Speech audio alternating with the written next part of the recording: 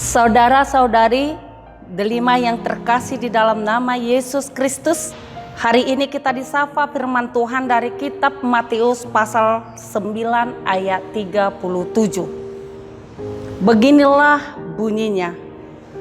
Maka katanya kepada murid-muridnya, tuaian memang banyak, tetapi pekerja sedikit. Demikian firman Tuhan. Saudara yang terkasih, sejenak kita bayangkan jika ada kawanan domba tanpa gembala, apa yang terjadi pada kawanan domba tersebut? Tentu kawanan domba itu tidak akan terurus, bahkan mereka akan terlantar.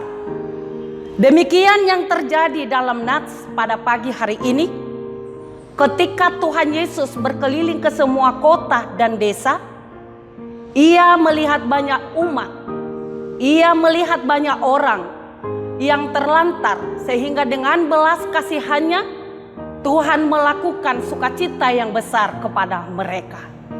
Setelah Tuhan Yesus melakukan belas kasihannya terhadap banyak orang, lalu Yesus berkata kepada murid-muridnya, seperti yang dikatakan Nats pada pagi hari ini, memang tuaian banyak, tetapi pekerja sedikit. Apa yang dimaksud dengan tuaian?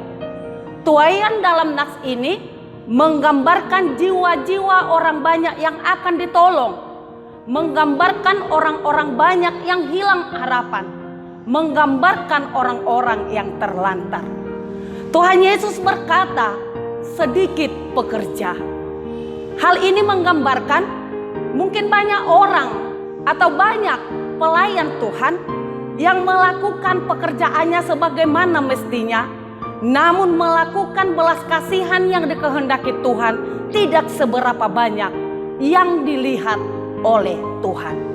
Maka lewat Nats ini kita diharapkan, kita diminta, kita dihimbau untuk melakukan pekerjaan dengan baik di tuaian-tuaian yang kita hadapi pada era masa sekarang ini. Di era sekarang ini banyak orang yang hilang harapan, banyak orang yang menderita, banyak orang yang terlantar. Hal itu disebabkan banyak hal. Tetapi untuk menyelamatkan jiwa-jiwa seperti itu, kita telah menyatakan diri kita adalah pekerja di ladang Tuhan.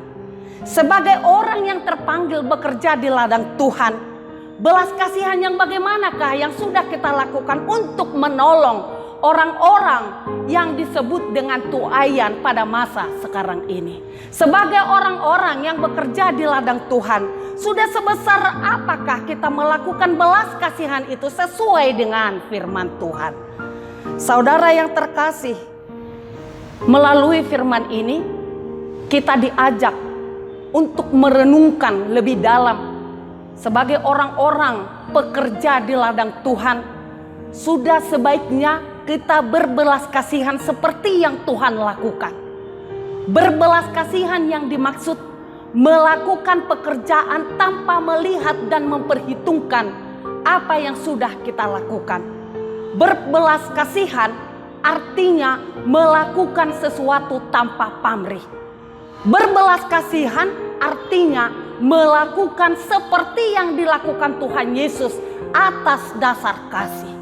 Sehingga dengan belas kasihan yang kita lakukan, banyak orang yang tertolong dan banyak orang yang kembali kepada kebenaran firman dan banyak orang hidup di dalam sukacita.